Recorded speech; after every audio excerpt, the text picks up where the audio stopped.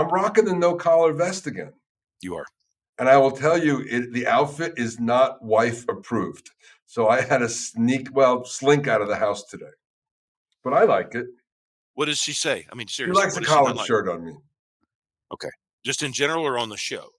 In general, but on the show specifically because people can see me. Okay. And they're going to think that she dresses me poorly, which she doesn't. I dress me poorly. Welcome to an all-new episode of Work in Progress with John Lane and Will Barfield. This podcast explores leadership traits under stress with a special guest each week. We use a simple and accurate OAD assessment to identify key personality traits or superpowers, as well as the shadow side, kryptonite traits that appear when we're under stress. As always, we'll have some pod banter, shameless plugging, and we'll even let our guests talk for a bit. Of course, no humble brags. Welcome to the show. Hello, everybody. I'm trying a new one, Will. Welcome to A Work in Progress with John Lane and Will Barfield. We're here with our special guest, Jared. We'll introduce him one of these days. But, Will, guess what time it is? I ask you this every week. You should know. You should write it down. 2:14. Banter. Go time. That's the day. Oh. It's banter time. Time for banter? Yeah. Couple of things. One is I'm no longer showing the leadership matrix and the quadrants because we have another builder, and I can't figure out how to fit all those builders in. So I got to work on that. But Jared, every week we would show that, and then there's so many builders and there's so few others. The 2x2 is looking terrible. Master producer, I'm sure you could take the quadrants out and make it just a duo. They exist, but not in your world at the moment. Yeah, we could do that. Look at them adding value already. So, Will. Yes, sir. Do you recall a commitment you made to me before vacation? I don't have it yet. Let's talk about it. Which of my kryptonites is that? Where are we going to bloopers right now? Well, you promised to get a green screen. Brian and I talked to you about how to get a green screen, and have you done it? No. Okay. I bet that they even gave you a button to press, a one-press button to get a green screen. I've done other things. Carol is not a fan of my your Princess Leia headphone. Look, although I'll tell you, Jared is rocking those too. Sometimes cool guys wear headphones. Yeah, sometimes. The sound is better. I will eventually I agree with that. Does it have to be green? You what, brother? Does it have to be green? No, it can be blue. Green is better. It used to be blue. In the old days, it was blue. Now it's green. But what I'll have to do is mount it somehow behind my head. On the back of your chair. Yes, correct. Yep. You look like Morticia Adams. It's like a big circle that goes around you. Okay. It's worth it. All right. amazon.com. Never heard of it. Try it and just type green screen. Okay, we're boring our guests because I know that Kmart. Because we're boring. You go to Kmart because we're boring me. Maybe. I do have to say this. I do have to say one more bit. I'm rocking the no-collar vest again. You are. And I will tell you, the outfit is not wife approved. So I had to slink out of the house today. But I like it. What does she say? I mean, seriously. She likes a collared shirt on me. Okay. Just in general or on the show? In general, but on the show specifically because people can see me. And they're going to think that she dresses me poorly, which she doesn't. I dress me poorly. What about a plain black T-shirt? Is that's not a collar, but it's kind of clean. I'm going to try it. I'm going to try that. That's a great. Well, yeah, okay, all right. Or a tuxedo T-shirt, right? That's then next. You're comfortable and dressy. That is next. There you go. I'm John Lane. I'm Will Barfield, and we are A Work in Progress. Nice to see everybody this week. Thank you very much. We have a wonderful and very popular guest, Jared Robin. Say hello, Jared. Say hello to our dozens of followers. Thanks for having me, gentlemen. And work in progress. That sounds like my life. It sounds like everybody's life. Hopefully, everybody's life. Hopefully, their egos are in check enough to realize that, right? Yeah. Well, on LinkedIn, there's our unofficial slogan is no humble brags because we publish mostly on LinkedIn, And there's a lot of people telling everybody how great their life is. And we see through it and we leave with vulnerability, as I know you do. Yeah. So, So be vulnerable. We'll be talking about some of my vulnerabilities, some of my crypto nights today, yes, sir. which are all real. And I may have missed one or two, but I'll let you all pick that out as you know me better. But quick overview of myself. Yes, please. You found my LinkedIn. So the 35,000 people, how to scale sales, marketing, RevOps CS. That's RevGenius. I'm the co-founder of that. That's a community. And recently, and that's inclusive, no costs, all of that. That's for the world to join. And our mission there is to bring inspiration and creativity to go to market space. And recently we launched Rev Room, which is an exclusive community for senior leaders. And the mission there is to collaborate with senior leaders on the future of B2B go to market. So create that. And the reason why creating the Rev Room space was we realized as we put 35,000 people into a Slack channel, there's there could be a law of diminishing returns for value or too much noise for certain folks. So we decided to create an exclusive community for the senior leaders who reached out, asked, spoke up and said that they actually needed another space for community for themselves that was missing in their lives.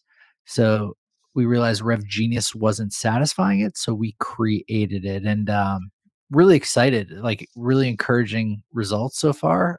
We have about 50 to 60 founding members, but since launching about a week ago, we have about 250 people on the wait list. It was 205. 252, brother. It's 252? No, it's me and him. Oh, 252 now. We're going to add ourselves. Might have been right before that. I made a post yesterday on LinkedIn that we were at 205. So we have 50 people in the last day. Awesome. It's really friggin' humbling and really awesome. And it's, when you're bringing a product to market, it's always nice to have a little bit of validation that you're going on the right way. I agree. And listen, we need more than that to show product market fit. But in a 24-hour period, that's about all we could get. I think that's amazing. So we can't wait to learn more. Before we button this, tell folks, senior leaders, how they can find it. That's RevGenius.com. Well, so first off, RevGenius.com for everybody. Right. But where they find Rev Room? /Rev Room. RevRoom.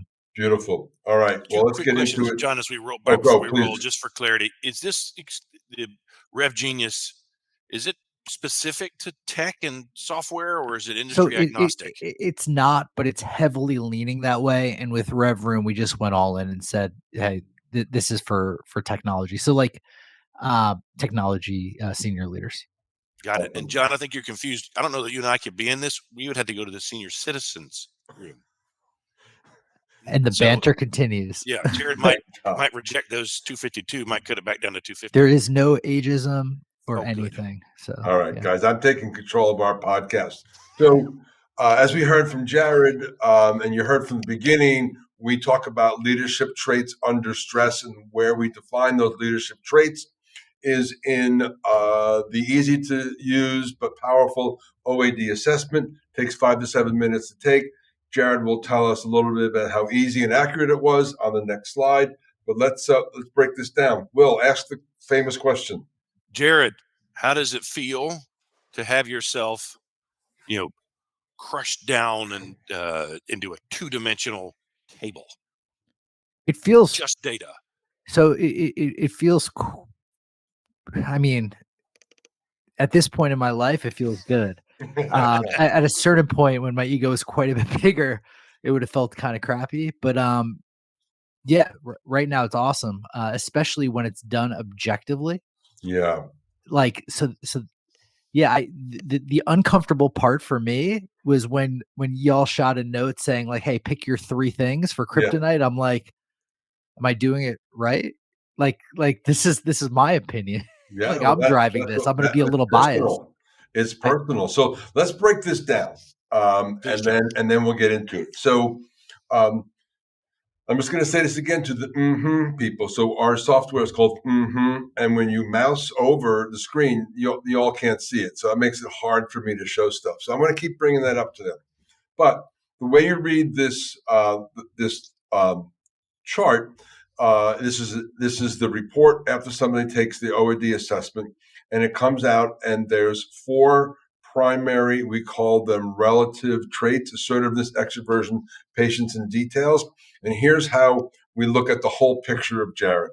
Jared is his most dominant trait is extroversion, followed by P for patience. His subordinate traits are assertiveness and detail orientation. And I'll sort of break this down for you. Jared is a very socially oriented, open, extroverted, quick to trust, very nice, generous, gregarious person. He's a great speaker, and he puts people first. He's also very patient. He'll build out systems to get things done. He's not particularly assertive.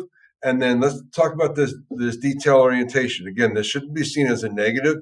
Jared has an ability to delegate, so he does not become a blocker. And when you're running a large, I don't know if it's a large company or not, but if you're running a company and you're not an individual contributor, you have to enable your people to do things. He is very equipped to be able to do that. So that is our friend Jared. Jared, do you want to talk about just the accuracy and the ease of use, and give us a commercial plug for your audience, please? Yeah, I mean, I keep thinking, my mother, rest in peace. I feel like detail oriented would equate good to good at school and stuff, and I feel like this is misrecognized that, but like right in school, like I used to write, school's not cool. Don't let them fool you. Like I hated being there. Yeah. Like I used to write answers on my notebook. Like there's a reason why I went into sales and not mechanical engineering. And I assume the detail oriented people with like some of those more technical jobs that's there, as well as correct. Like really technical in the operations world as well, like not even building things, but like just like with processes. So I think that's probably spot on. I extroversion, that's something that I've always had. I came out with I used to be like an introverted extrovert, and now I'm an extrovert, so that's great. Yeah. Patience is learned over time. Like I used to be like a little bit snappier, a little less patient. Yeah. And I think assertiveness, yeah. So like if it's like driving something to close at or driving something to happen, like without taking others into account or stuff like that, just like getting it done. Like, no, I take others into account. And I think, in our world, assertiveness has that standard definition, but it also means things like independent, comfortable with risk, comfortable with ambiguity, the opposite of the D, which is effective at delegation, flexible, and then assertive. And then I'll just say that this is a little wonky, but we measure the A over the D, and you're 3 centiles away. So even though it's not a dominant trait because your other traits are so high, you are an assertive guy. Well, let me put a button on this. So sure. And then we're going to get into the good stuff. In OAD land, we have what we call our leadership matrix, and all profiles fall into this 2x2. And so you are a builder negotiator, which means you are a socially oriented generalist. And that puts you in the upper right. That's where I am. Will is in the upper left. We've had a number of people in the lower left, which means they're the opposite of you. They are technically oriented specialists. And then we actually haven't had we have our first coordinator coming on soon. I forget who it is and when it is. We just haven't had a lot of them. So, and again, this is not to get too deep into how this stuff works. Let's get into. If you told me, if you just gave me that and said pick which one you want or which one you are, I would have picked the builder. So I feel good. Yeah, I think so. Yeah, that's great. I feel warm and fuzzy. I'm glad the science and the data feel good, because that feels good combination. Will, why don't you take over? I will. I want to make a point too before I hit the slide, John. Something important to remember, Jared, is that the positioning of those points is relative, right? So, Mhm. it's really about where they are in relation to one another, as opposed to one being, high and one being low, and meaning, something absolute. So, to John's point, you ended up in the builder quadrant, which, has a higher assertiveness score. It's just interesting that your patience is so high as well, which is why one of the reasons I imagine you come up as a variation of a That's the negotiator. variation, exactly right. That's from years of meditation, mind you. I remember you telling me. Before that, it was not. I guarantee it wasn't as high. But it also is a measure of process and systemization. Okay. Right. So it's a little of both. I don't dispute the value of meditation, but there's a little bit of a broader definition of that. Nice. So let's break them down, Will. Yep. So on this slide here, Jared, this is a negotiator builder. This is a generic slide. So anyone who lands in that upper right matrix area is going to see the same superpowers. So we won't stay on this page too long, but of these, is there one that stood out to you that you want to add a little bit of commentary on, that it really seemed accurate? Yeah, so it all is, but if I'm describing myself, I like optimistic, and that was like the impetus behind RevGenius. Like, I was out of a job, I had no money coming in, I couldn't even get unemployment to process, right? Like, the one thing to like pay my rent, it wasn't even like going through because it was COVID and things were backed up so much, like people weren't even working. So like I literally had, scraping on fumes with like, savings and stuff. And I just put blind faith. I mean, I say blind faith, but faith that like it all would work out. And there's been other cases around, but that's probably like one of the deepest, where like I wouldn't have been on the street, but I would have been living with my father for sure. Been there, done that. I lived with him for 5 weeks during COVID, because I could barely pay rent in New York on unemployment, and I couldn't pay food. So I didn't want to give up my apartment yet, because that would like really admit defeat, and moved in with him so he could feed me. Nice. Awesome. I'm going to get back to that later. Yeah. We'll get back to not the feeding part, but the story in general. Kryptonite page, again, generic for a builder negotiator. One of these that you want to add a little bit of color to before we get into your comments on yourself. Yeah. So, there's a couple, but like I said, too concerned with pleasing others. I run a community, so everything I do is for others, and only lately or later, like certainly not in the beginning, did I realize that trying to please everybody like would please nobody. Yeah, well said. We hear that a lot on this podcast. We hear that a lot from builders on this podcast. That high E can kill you. I mean, superpowers and kryptonites, right? So you got to pay attention to the high E, because you can aim to please, and as you said, not please everybody. So I think it's super insightful.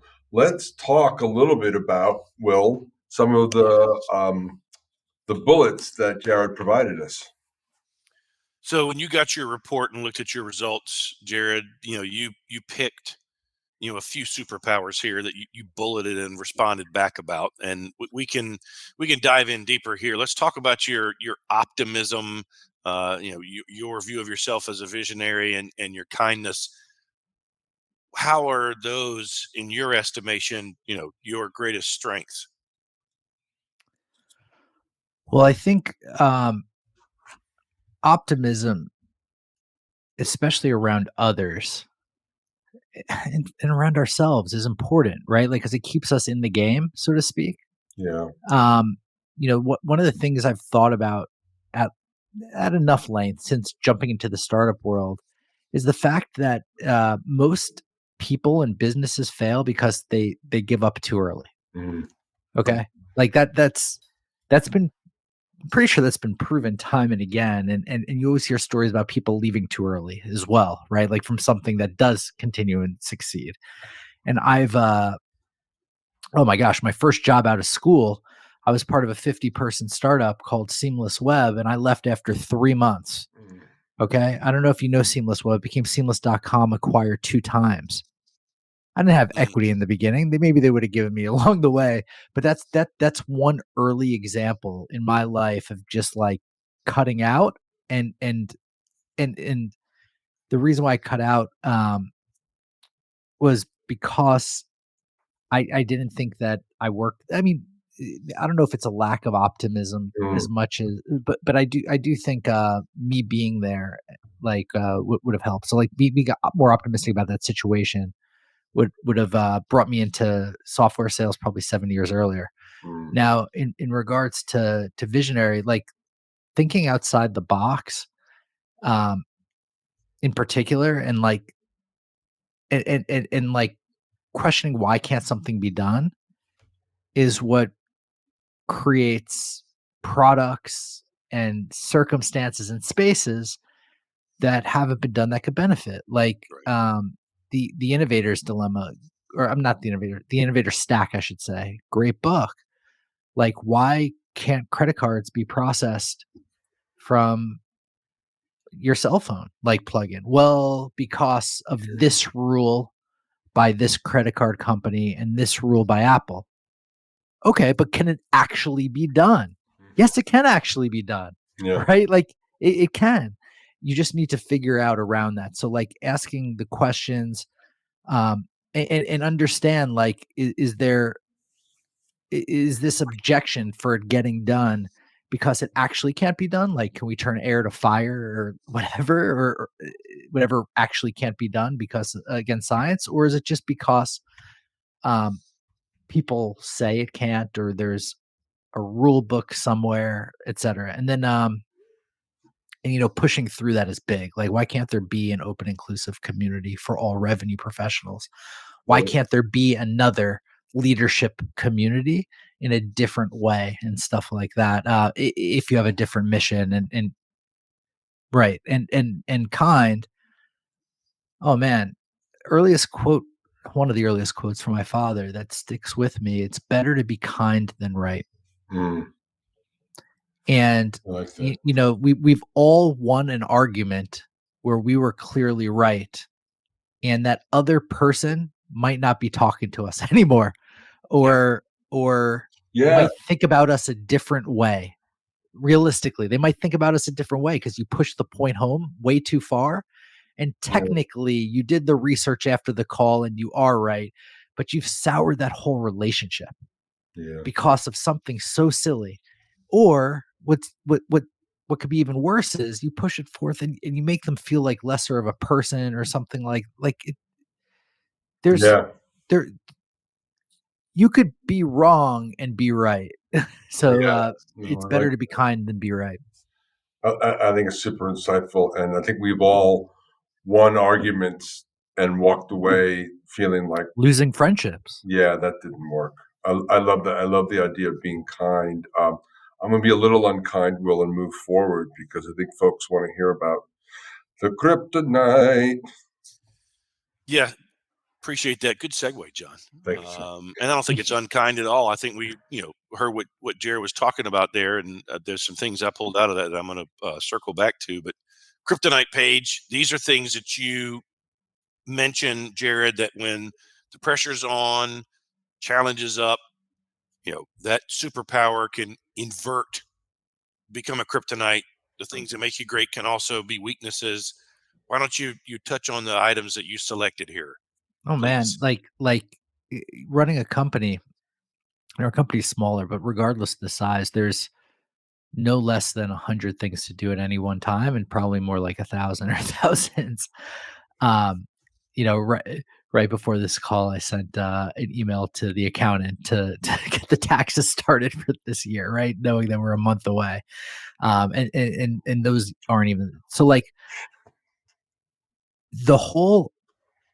hard to focus on one thing before like realizing what OKRs were. Like, oh my gosh, Like, and then even Tell our after audience what OKRs are, please. objectives and key results, like understanding that you should focus just on a handful, 5 tops, more likely 2 or 3 core things is massive. And it pulls at me every time we pick our 3. Because I'm like, what about this? What about that? And fortunately, I have an awesome COO that keeps me in line with that, saying like these are the most important. And I read an awesome post on LinkedIn that said it's better to focus on the right thing and do a mediocre job than blow it out of the park with the wrong thing, and like in less than a mediocre job, because you're going to move forward. And my response was, you have to make sure you pick the right North Star metric. But yes, absolutely. So for me, it's hard to focus on just one thing. So I've needed others to help. I've needed books to help, all of that. I've tried to do too many things. Too many things need to get done, but it's also hard for me to realize which ones will move the needle the most. You have your obvious ones, but there's some others, like, and how to prioritize that. Your jumping in here, your matrix, your grid, right, showed a low detail orientation in comparison to your other points. That is not, about attention to detail. As John pointed out, it's really about delegation. You have comfort delegating. When you have 100 things to do, you can't focus on all of them. If you try to, you're going to underperform significantly on the vast majority of them. As you complimented your COO. So as you've built this company in recognition of your weaknesses and kryptonite, how have you done with, delegation of tasks, trusts of others, and letting go, knowing you can't solve it all, and believing in the team around you to help take care of the community? Incredible question. And I think I do really well with delegating when I have trust of others. But to build that trust, sometimes it's hard. Yeah. So early on, I did everything because everything was kind of new to the team as well.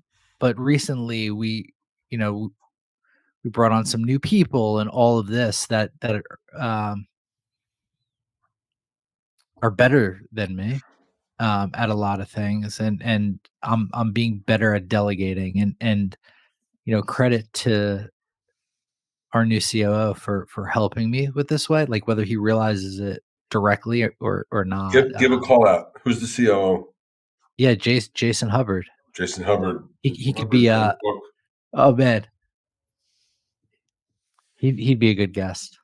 Well, we'll get to that, Mr. Urgent Pants. I'll just Will, if you don't mind, I just want to pull out this again. You can't see my mouse, but I don't usually do this, although we will in segments going forward. We'll call it the Robin pull quote, which is, I reread his report last night, getting ready for a pod, and it was after he sent us his bullets. And then I read this: works best when able to concentrate on one thing at a time and carrying it through to completion before starting something new. So that's your natural state. I can't think of a tougher natural state for a founder of a startup because, like you said, you have 100 things to do. And so if you don't rely on your delegation, you'll be stuck doing one thing. Whether you do it well or not, it won't be enough things. So I thought that was I do work the best doing one thing, yes. and like crushing it, like to granularity. Yeah. And this launch of Rev Room has been that one thing. Cool. It has been that one thing, and I still need to sell and close for other stuff. So fortunately, we brought on our first sales hire. So talking about delegating, I feel more comfortable there. I still need to put in a little work though. Will you go back to the last slide real fast, John? Because I'm gonna hit on something on that and pull it through to the next slide you're going to. Yeah, go. Superpowers, Jared: optimism, visionary, kindness. These are the things you have as part of your collection of strengths and skills. During COVID, find ourselves unemployed. you know, concentrating on one thing, right, which is trying to find that job. And then this thing comes to you, you Yep. create this community out of that optimism, out of that vision, out of that kindness. Now it's 35,000 plus and Yep. growing. When you go to the kryptonite slide, please, John. Oh, and one thing I want to point out during COVID, the kind thing, Mm. I was giving, helping others that were in the same situation, even though I didn't have material possessions to give. I was helping them along because I truly believe, and that was, some of our early values. And first value of RevRoom is give more than you receive. Yeah, that karma comes back around. So when things get tough with work or pressure, or you've got 35,000 people that you're trying to keep happy, which is impossible. It's impossible to keep Impossible. just a few, let alone all of Impossible. them. You There's talked some that hate about me right on your now. generic slide about how you can tend to say yes and want to people please. So how do you make sure that and we can go to the next slide, John, Perfect. Well, are thinking about all those components? How do you your superpowers, your kryptonite, your desire to say yes and want to people please? You have this community now that you want to make happy. How do you apply everything you've learned today to the work really in social for you is tied together, right? Because the company Mhm. and the social community is there. How do you internally reconcile your desire to help everyone and be kind to all, and yet your inability to satisfy everyone with a group that size is impossible?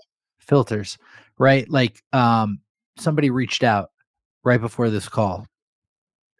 Love to meet in New York. Have an idea I wanted to share with you. Like, this is the perfect kit, right? Like, we should ask members what their needs are, or I'm sorry, what they like. Like, there's this app, and like, then we could have like ping pong events or something. If for the people that like ping pong, I said, great idea.